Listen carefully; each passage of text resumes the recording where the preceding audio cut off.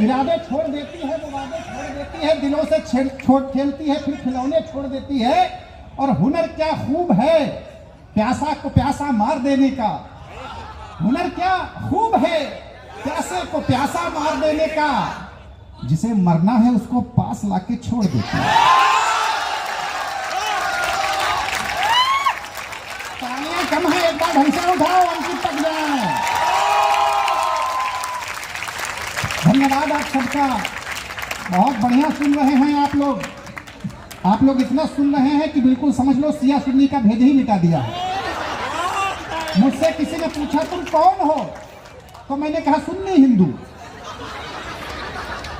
तो उन्होंने कहा यार ये कौन सा मेल है, इसको इशू मत बनाना। बोले ये कौन सा मेल है, कभी सम्मेलन के फंडे होते हैं। बोले ये कौन सा मेल है। मैंने कहा कि देखो मैं जन्म से ब्राह्मण हूं, संविधान इसकी आज्ञा देता है कि मैं जन्म से ब्राह्मण हूं और रहूंगा। हिंदू हूं, कभी सम्मेलनों में जाता हूं, संचालन करता हूं, जिसकी सुननी उसकी तो सुननी, जिसकी नहीं सुननी उसकी भी सुननी, इसलिए सुन्नी हिंदू हुआ।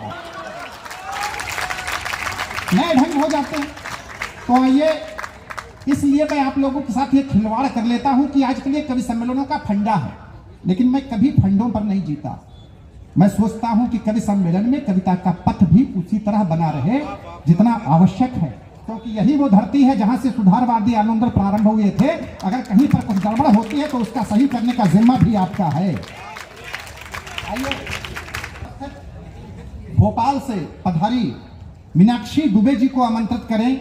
मीनाक्षी दुबे जी मूलतः समीक्षक हैं, मूलतः आचार्य की भावना से उपस्थित रहती हैं कहीं भी, लेकिन आज इस मंच पर हैं तो ये आपकी जिम्मेदारी बनती है कि कवि सम्मेलन को सुनने के साथ साथ कविता को सुनने का जो सलीका है वो भी बनारस से इस माइक से, और जो अगर कहीं कैमरे चल रहे हैं तो उसके माध्यम से और लोगों तक जाए। एक बार पूरा सभागार, पूरा सदन अपनी तालियां आनंद के साथ उठाए, मीनाक्षी जी को यहाँ पर बुलाए और उनकी अच्छी कविताओं को यहाँ पर सुनने का मन बनाए। बहुत माँ सरस्वती को प्रणाम, काशी की इस पावन धरा को प्रणाम, बाबा विश्वनाथ को प्रणाम, महामना को प्रणाम करते हुए मंच पर उपस्थित सभी विद्वज्जनों को प्रणाम और आप सभी को बहुत बहुत नमन। अपनी बात किस तरह से कहती हूँ, मैं क्या कहती हूँ, उस पर चंद पंक्तियाँ हैं तो सुनिएगा। बहुत सा प्रेम लिखती हूँ, तनिक तकरार लिखती हूँ, बहुत सा प्रेम लिखती हूँ, तनिक तकरार लिखती हूँ, कचोटे बात जो मन को वही हर बार लिखती हूँ, कचोटे बात जो मन को वही हर बार लिखती हूँ, मेरे गीतों को मेरी प्रार्थना आराधना समझो, मैं अपने गीत में जीवन का सारा सार लिखती हूँ, मैं अपने गीत में जीवन का सारा सार लिखती हूँ। खूबसूरत नजारा नहीं, खूबसूरत नजारा नहीं चाहिए, अब कोई भी सहारा नहीं चाहिए, अब कोई भी सहारा नहीं चाहिए, प्रीत के सिंधु में तुम अगर साथ हो, प्रीत के सिंधु में तुम अगर साथ हो, मुझको कोई किनारा नहीं चाहिए, प्रीत के सिंधु में तुम अगर मुझको साथ हो। कोई किनारा नहीं चाहिए,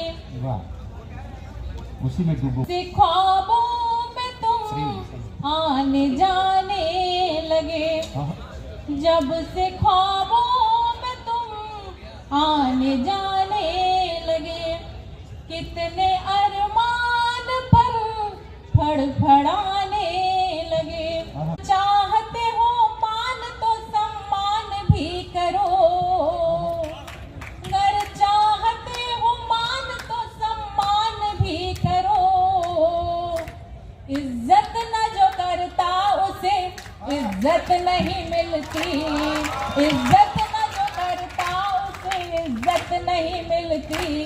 तो एक बार इज्जत कर दीजिए, तालियां। अब एक प्रेयसी के लिए जीवन में प्रेम का आना क्या भाव लेकर आता है, उस पर एक गीत। इसका साउंड थोड़ा सा तेज हो सकता है। ये सब सुनते नहीं है कई बार। अब कविता है अच्छी तो सुनने लगे, अब ये लोग भाव में खो जाते हैं। मौसम बहुत अच्छा है, होली का मौसम है, वसंत का मौसम है। थोड़ी सी हाँ साउंड थोड़ा सा बढ़ा। हाँ, वो बड़े अच्छे लोग हैं, वो लोग भी तो भावनाओं में खो जाते हैं। तो चलिए प्रेम की तरफ बढ़ते हैं। हाँ, क्या कह रही हैं मैडम? क्या करें? की तरफ बढ़ते हैं। बढ़िया, 2-3 बार कह चुकी है, पता नहीं कौन प्रेम यहाँ बैठा हुआ है। तो चलिए एक प्रेयसी की भावना है प्रिय के आगमन पर, सुनिएगा।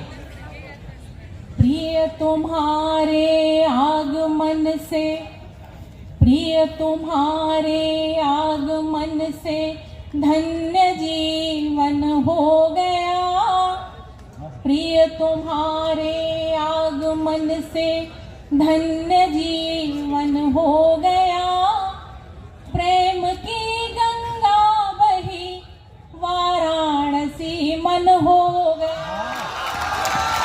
प्रिय तुम्हारे आगमन से धन्य जीवन हो गया। प्रेम की गंगा बही वाराणसी मन हो गया। शब्द थे मेरे निरर्थक, तुमसे मिल पारस हुए। शब्द थे मेरे निरर्थक, तुमसे मिल पारस हुए। भाव में थी शून्यता, अब पंख लग सारस हुए। भाव में थी शून्यता, अब पंख लग सारस हुए। स्वर हुआ पंचम मेरा, स्वर हुआ पंचम मेरा, और गीत पावन हो